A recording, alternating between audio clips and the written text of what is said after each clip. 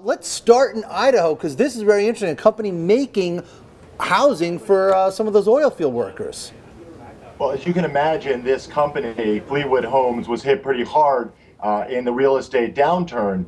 And they were looking around for something else to do, and they really just stumbled upon this big oil field in North Dakota. And they realized there was an incredible demand for manufactured housing up there. So they got into the business, and currently 25% of their factory output is getting on trucks, driving 1,000 miles to the east and setting up shop in North Dakota. And it's allowed them to hire more workers. They actually had overtime this year between Christmas and New Year time.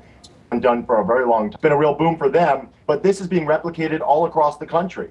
Really, the oil and gas boom is stretching its fingers into places you would never expect. And Russell, your argument in your story is effectively for every job we're creating physically in an oil drilling patch, you're creating 4 or 5 jobs in ancillary fields, whether they're truck drivers or whether they're drilling equipment makers that are feeding into this.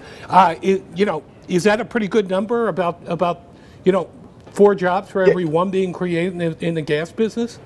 Yeah, absolutely. The economist I talked to said that for every one job, for every one person that's being hired directly by the oil and gas industry, you have another 4 or 5 jobs being created. Sometimes that's consultants, it's environmental folks who are working with oil and gas, and it's also, frankly, people selling trucks and hamburgers and shirts, everything that the new oil and gas workers are buying because they're employed. And frankly, these jobs are very well paying. We're talking $70,000 to $80,000 as the average salary. Not to mention casino workers. I was interested too. Now, Russell, let me ask you, I mean, since the recession officially ended in 2009, people have been talking about what kind of thing, there's always some fundamental thing that drives the economy, whether it's housing, .com, oil. Yeah. Is there a sense that energy could this time, could be the thing that drives the economy now?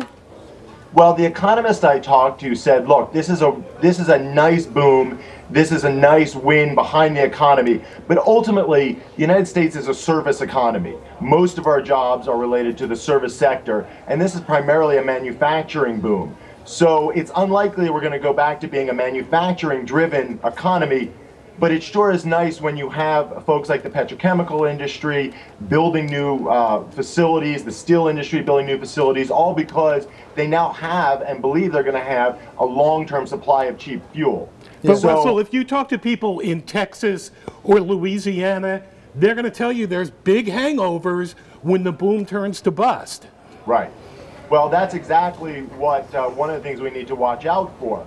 Of course, when you're talking about Pennsylvania or some of the new shale fields in Texas, they have decades of drilling opportunities ahead of them, 10 to 15 years of wells worth of drilled. When that's over, of course, there's very likely going to be a bust as that employment goes away. But right now, given the state of our economy, I couldn't really find many people who are willing to look aside and say, well, these jobs don't count because in 10 or 15 years they're going to go away. These are good jobs that are going to stick around for some time.